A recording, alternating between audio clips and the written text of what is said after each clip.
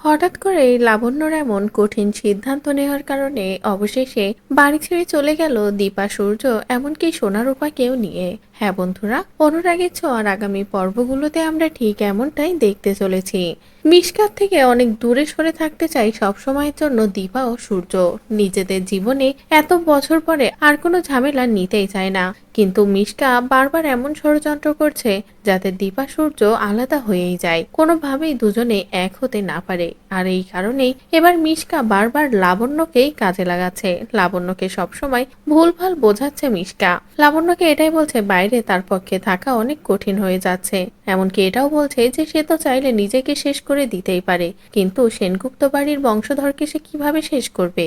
যে কথা শুনে তো লাবণ্য দুর্বল হয়ে পড়ে। লাবণ্য সত্যিই ভাবে মিশকার গর্ভে তো অন্য কারোর সন্তান নয়, সূর্যেরই সন্তান। তাহলে সে কেন বঞ্চিত হবে? সে তো এই বাড়িরই সন্তান, সেনগুপ্ত বাড়ির, আর তাকে তো এই বাড়িতেই থাকার দরকার।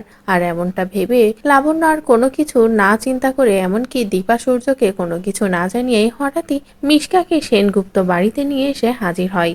যেটা দেখার পরে তো সবার মাথা পুরো ঘুরে যায়। দীপা তো মানতেই পারে না। দীপা বুঝতেই পারে মিশকা থাকলে আর কোনোভাবেই সে আর সূর্য সুখে থাকতে পারবে না।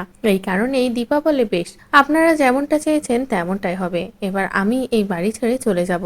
অন্যদিকে সূর্য একই কথা বলে। এদিকে সোনারূপাও বলে, আমরা আবারও মামুর বাড়ি গিয়ে থাকবো, সেখানেই আমরা ভালো ছিলাম।